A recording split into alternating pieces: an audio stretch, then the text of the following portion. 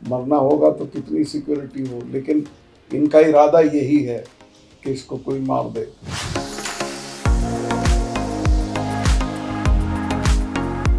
क्या गवर्नर लोगों को वास्तव में इतने रुपए मिलते हैं जितने आपने बताया 300 करोड़ रुपए? मैं तो उसी दिन बोला जिस दिन पुलवामा हुआ, सेम डे। बल्कि पीएम का जब मुझे फ़ोन आया उसके पहले तो मैं 2 चैनल को बता चुका था कि ये हमारी गलती से हुआ है। तभी मुझे कहा गया कि अब आप चुप रहिए, कोई सिक्योरिटी नहीं है किसी तरह की। बाहर भी जाता हूँ मैं, मेरा महीने में 10 प्रोग्राम बाहर रहते हैं, किसी तरह की कोई सिक्योरिटी नहीं है।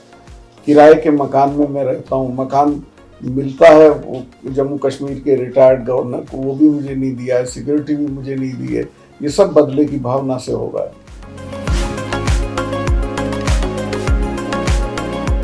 उस सड़क पर, जिस सड़क पर सीआरपीएफ का ये काफिला जा रहा था, उस सड़क पर इतने किलो आरडीएक्स कहाँ से आ सकता है? वो तो चुनाव तो हर साल लाशों पे जीता जाता है। कश्मीर में एक ट्रांसफर के 50 लाख रुपए मिलते हैं। एक को खुद से मोहब्बत है। He loves himself and he loves himself too much. उसी में सब चीज समझ लो आप, इससे ज्यादा कुछ कहने की तो। 2024 के चुनाव से पहले फिर कोई एक बड़ी घटना ईश्वर ना करे।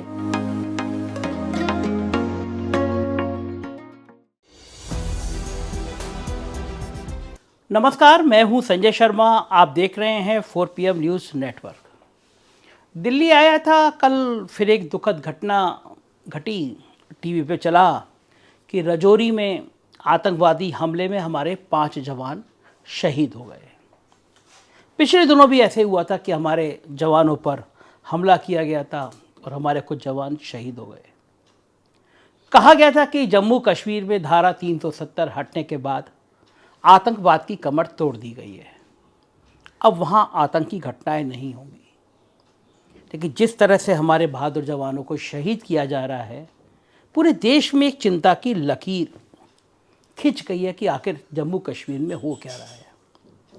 मुझे लगा कि जम्मू कश्मीर के हालात को समझने के लिए, जम्मू कश्मीर में ये आतंकी घटना हो क्यों रही हैं, इसको समझने के लिए और इसकी जड़ क्या है, एक शख्स से बात करूं दिल्ली में जो मुझे इसकी पूरी पड़ताल बता सकता है। मेरे लिए बड़ी हैरानी की बात थी कि मैं जिस शख्स से मिलने आया वो आतंकियों की लिस्ट में है।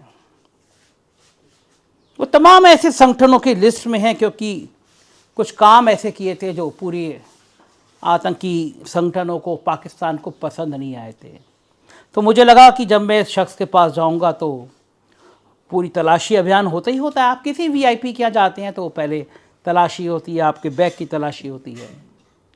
तो मैं अभ्यस्त था, मैं अपने वीडियो एडिटर योगेश जिससे कह रहा था, मजाक कर रहा था कि भाई सब सामान वामान गाड़ी में रख जाना, बहुत तलाशी होगी। मुझे बताया गया कि वो शख्स ऊपर एक फ्लैट में रहते हैं।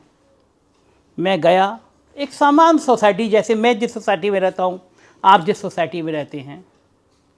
मैंने देखा कि वो फ्लैट का जो नंबर बताया गया था, तो मुझे लगा घंटी बजाने से पहले शायद मैंने गलत नंबर दबा दिया, क्योंकि यहाँ तो कोई सिक्योरिटी नहीं है, कोई बाहर डंडा लेके भी नहीं बैठा हुआ है। घंटी बजी और मैंने कहा कि मैं सतपाल मलिक से मिलना चाहता हूँ। वो सतपाल मलिक जो जम्मू कश्मीर के गवर्नर थे जब धारा 370 हटाई गई थी। और मैंने पहले डरते डरते उस दरवाज़ा खोलने वाले शख्स से कहा कि माफ़ कीजिएगा, मैं गलत मकान में तो नहीं हूँ, क्या ये उन्हीं का मकान है? उन्होंने कहा आप आइए, उन्हीं का मकान है। तो मैं उनसे बातचीत करूँगा, लेकिन मैं उस पूरे वाक़ये को देख के थोड़ा शर्मिंदा भी महसूस कर रहा हूँ, थोड़ा अचंभित भी हूँ और थोड़ा हुकूमत के प्रति मेरे मन में गुस्सा भी है। मैंने तमाम गुंडों को, मैंने तमाम अपराधियों को और संसद में बैठने वाले ऐसे तमाम अपराधी छवि के लोगों को देखा है जिनको सरकार ने 10-10, 20-20 गनर दे रखे हैं। लेकिन जिस शख्स के हस्ताक्षर से कश्मीर में धारा 370 हटती है,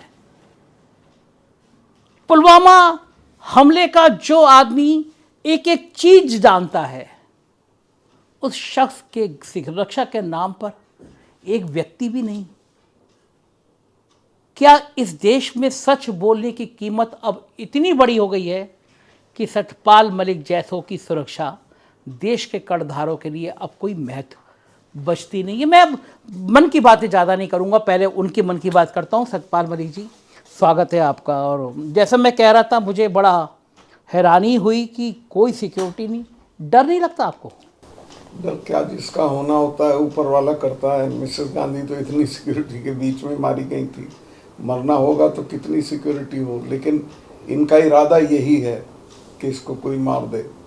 कोई सिक्योरिटी नहीं है किसी तरह की। बाहर भी जाता हूँ मैं, मेरा महीने में 10 प्रोग्राम बाहर रहते हैं, किसी तरह की कोई सिक्योरिटी नहीं है। किराए के मकान में मैं रहता हूँ, मकान मिलता है वो जम्मू कश्मीर के रिटायर्ड गवर्नर को, वो भी मुझे नहीं दिया है, सिक्योरिटी भी मुझे नहीं दी है। ये सब बदले की भावना से हो रहा है। बदला किस चीज़ का? केवल आप बदला बोलने का। आप बोले कैसे किसानों के लिए, आप बोले कैसे पुलवामा पे। सब बड़ा सवाल। इमरजेंसी से ज्यादा इस वक्त तानाशाही है देश में। सतपाल मलिक जी, अमित शाह जी ने कहा कि आप तब बोले जब आप कुर्सी से हट गए। आपके ऊपर आरोप लगाया कि आप पब्लिसिटी लेने के लिए बोल रहे हैं, आप तब क्यों नहीं बोले? अमित जी को थोड़ा याद अपनी खुरचनी चाहिए। मैं तो उसी दिन बोला जिस दिन पुलवामा हुआ, सेम डे। बल्कि पीएम का जब मुझे फ़ोन आया उसके पहले तो मैं 2 चैनल को बता चुका था कि ये हमारी गलती से हुआ है। तभी मुझे कहा गया कि अब आप चुप रहिए। मैं लेकिन गवर्नर रहते हुए बोला, किसानों के मामले पे भी मैं गवर्नर रहते हुए बोला, हटने के बाद नहीं बोला।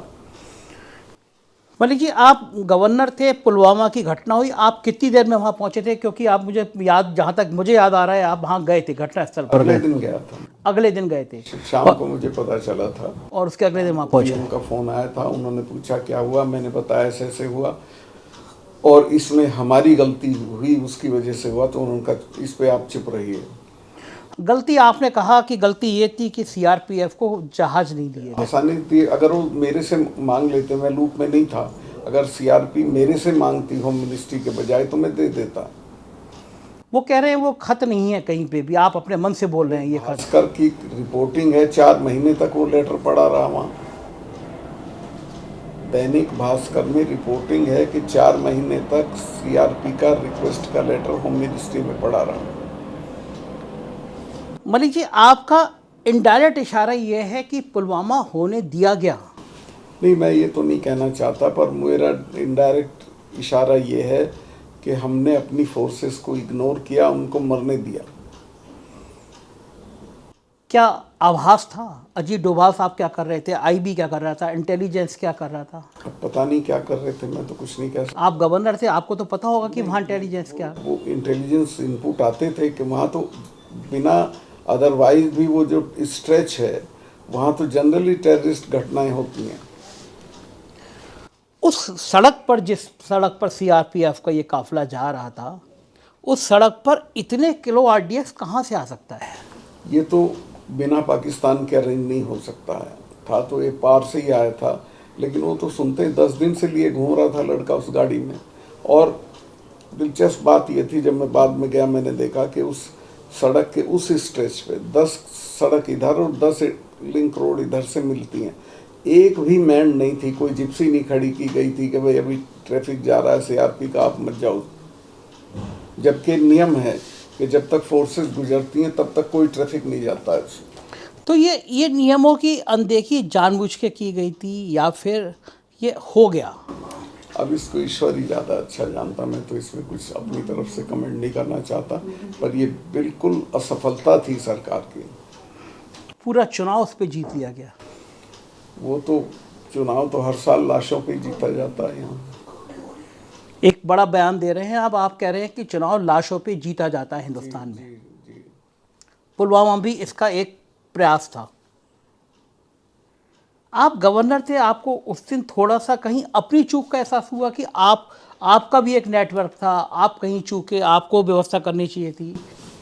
मैं जब ये कह रहा था इनसे कि हमारी भी गलती हुई तो उसमें मैं भी इंक्लूडेड, लेकिन उसकी जांच होनी चाहिए थी और रेस्पॉन्सिबिलिटी फिक्स करनी होनी चाहिए थी। वो कुछ नहीं हुआ। हमने सारा पाकिस्तान पर डाल कर चुनाव में चले गए। मलिक साहब, एक डिप्टी एसपी पकड़ा गया था, देवेंद्र सिंह, और ये खबर आई थी कि जब वो पकड़ा गया तो उसने पकड़ते समय ये कहा कि कर क्या रहे हो, सारा मामला, सारी पिक्चर फ्लॉप कर दे रहे हो। फिर वो जेल गया और ये माना गया और ये कहा गया कि वो मुख्य साजिशकर्ताओं में शामिल था। लेकिन वो देवेंद्र सिंह अब कहाँ है, उसकी कोई चर्चा नहीं करता छूट गया है। और कहाँ गायब हो गया। गायब नहीं वही है वो। उसका कुछ रोल, आप गवर्नर रहते हो, आपने मालूम इसमें किया? नहीं था उसका रोल, लेकिन वो टेररिस्ट के साथ हॉबनॉबिंग करता था, इतनी कि उन्हें निकाल देना, पार कर देना वगैरह वगैरह। तो जम्मू कश्मीर में कुछ पुलिस ऑफिसर ऐसे थे। ऑफ कोर्स पुलिस ऑफिसर्स भी हैं, लीडर्स भी हैं जिनको सपोर्ट रहती है टेररिस्ट की। जब 370 हटाने की वाली बात हुई थी मलिक साहब, तो आपसे कितने दिन पहले डिस्कशन किया गया, कितने दिन पहले बात की गई? अंदाज तो मुझे बहुत पहले से था, जब मैं गया था तभी से था, लेकिन मुझे मेरे लेटर के बेसिस पे हटनी थी वो, तो लेटर मुझे सुबह भेजना है, ये बात मुझे शाम को होम मिनिस्टर ने कही थी कि सवेरे ही लेटर भेज दो। खुद अमित शाह जी ने आपसे बात की? आपकी तो रूटीन में बातचीत ज़्यादा अमित शाह जी से होती थी? उनसे ही होती थी। प्राइम मिनिस्टर से आपकी बात होती थी? बहुत कम होती थी। ज़्यादातर बात अमित शाह जी से होती थी। आपको रात को सूचना दी गई कि सुबह ये 370 वाला हटने वाला लेटर भेज दो। पहली बार जब आपको बताया गया, उससे पहले आपको आभास था कि 370 हटने वाली मुझे है, अंदाज था कि हटेगी? ये एग्जैक्टली पता नहीं था किस दिन हटेगी। आपको उस इतने रूप में नहीं लिया गया कि आपसे डिस्कशन हो कि हटेगी, तो उसके बाद ये रिएक्शन होंगे या ये बातें होंगी? नहीं, देखिए जो वहाँ की अपोजिशन पार्टीज हैं वो तो रोज़ कह रही थी हटेगी, आज हटेगी, कल हटेगी। मैं ज़रूर ये कह देता था अभी मेरे पास जानकारी नहीं, जो नहीं थी मैं झूठ कैसे बोलता।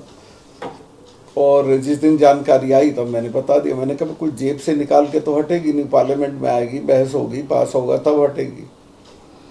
मलिक साहब, ये कहा गया था 370 हटने के बाद में सारे आतंकी हमले बंद हो जाएंगे, घटनाएं कम हो जाएंगी, लेकिन अभी भी हमलों का 370 से कोई ताल्लुक नहीं था। 370 का मतलब ये था कि कश्मीर के लोग अपने को हिंदुस्तान के नज़दीक महसूस करें, लेकिन उसका भी हमने जो फ़ायदा था वो खो दिया, चूँकि हमने कश्मीर को डाउनग्रेड करके यूटी कर दिया, जो नहीं करना चाहिए था मेरी राय में।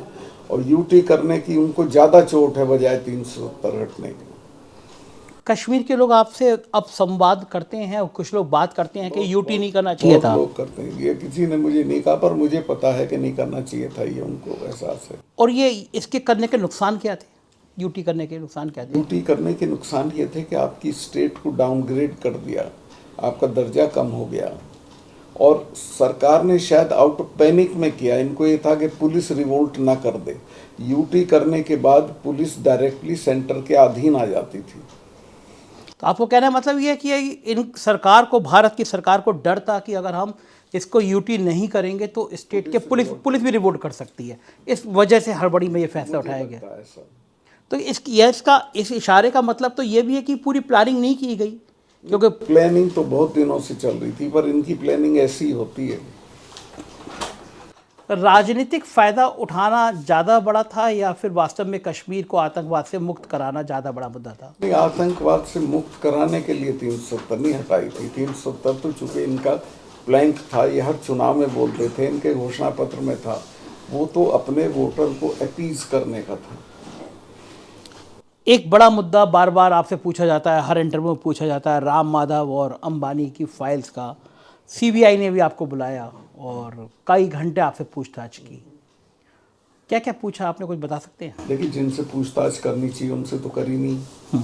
मैं तो शिकायत करता था, मेरे से क्या पूछताछ करनी, उनसे करो जिनका मैंने नाम लिया, उनसे नहीं किया अभी तक। मेरे से पूछा कैसे क्या बताया मैंने, वो डाइवर्ज करना मेरे लिए ठीक नहीं है। आपका इशारा था कि राम माधव और अनिल अंबानी से पूछताछ नहीं की गई। करनी चाहिए। क्या गवर्नर लोगों को वास्तव में इतने रुपए मिलते हैं जितने आपने बताया 300 करोड़ रुपए फाइल क्लियर करने के लिए? कश्मीर में एक ट्रांसफर के 50 लाख रुपए मिलते हैं। इतना पैसा है कश्मीर में? कश्मीर में इतना पैसा है और इतना ही करप्शन है। इस 370 के हटने के बाद कुछ जानकारी है, करप्शन बढ़ा है, कम हुआ है?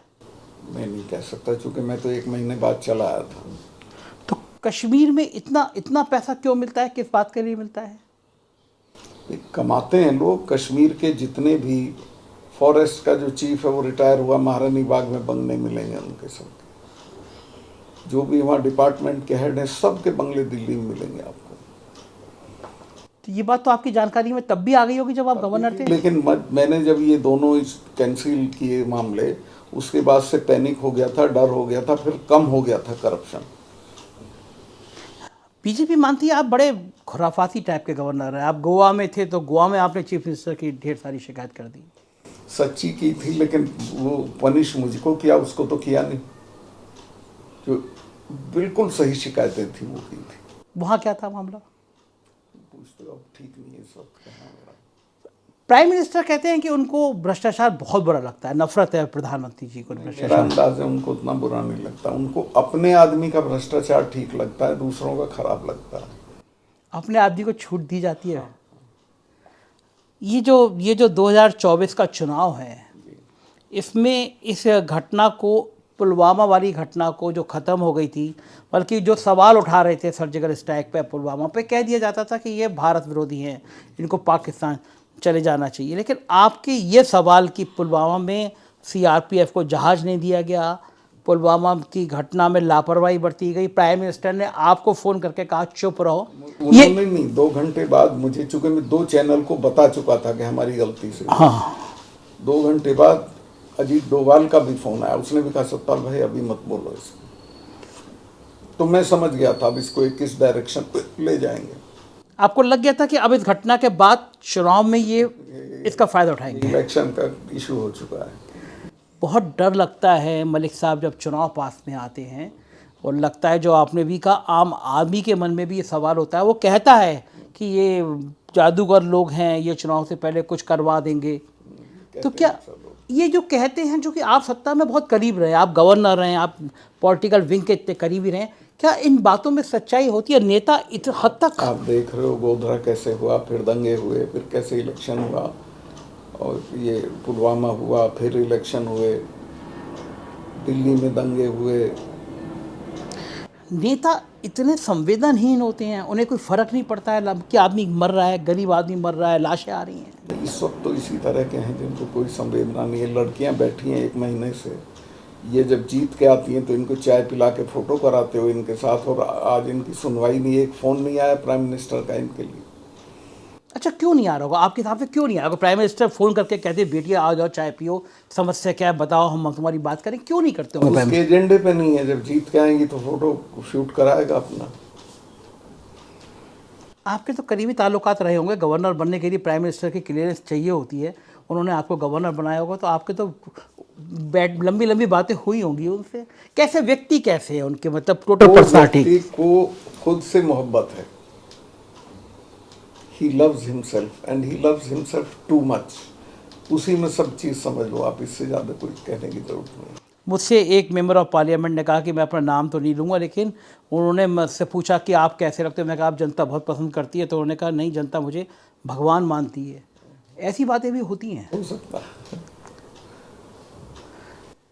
पार्टी के अंदर, बीजेपी के अंदर रिएक्शंस नहीं होता इस बात का कोई? अब हो रहा है, शने शने हो रहा है। 2024 का परिदृश्य आपको कैसा लगता है? 2024 में अगर ओपोजिशन ने पूरी यूनिटी ना करके 1 वर्सेस 1 कैंडिडेट भी कर दिया तो ये हार जाएंगे। क्या लगता है कि विपक्ष में इतना ऐसा हो पाएगा? क्योंकि वहाँ भी इतने दावेदार हैं। सहमति हो गई है। विपक्ष की एकता नहीं होगी, कोई एक नेता नहीं चुना जाएगा, लेकिन 1 वर्सेस 1 जो वीपी सिंह ने किया था, उस तरह का फार्मूला लग के कैंडिडेट तय हो जाएंगे तो भी हार जाएगा। तो उस पर सहमति हो गई है। बहुत पार्टियों से बात हुई है मेरी।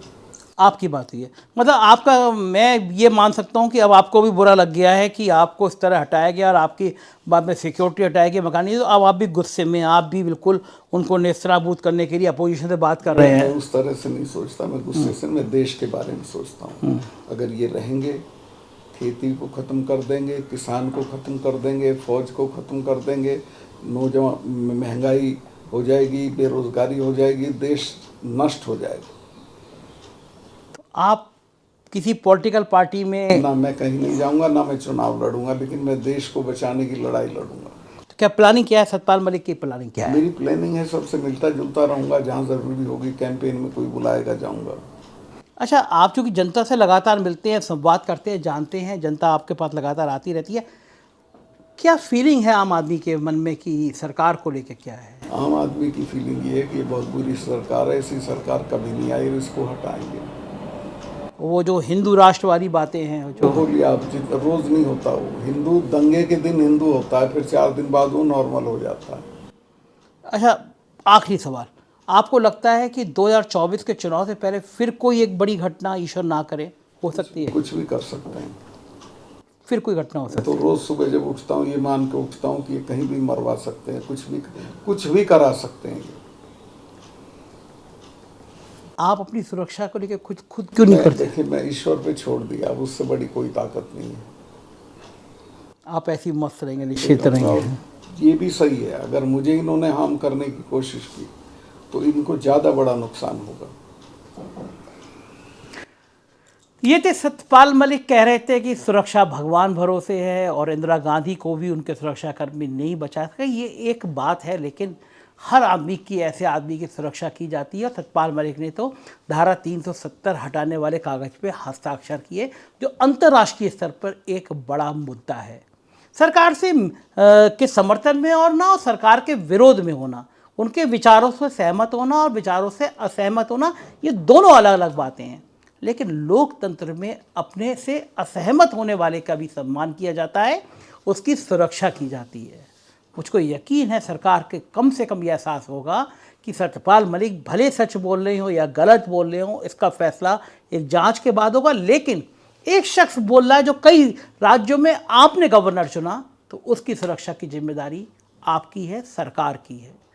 कैसा लगा इंटरव्यू? अपनी राय से जरूर अवगत कराइएगा। शुक्रिया, थैंक यू।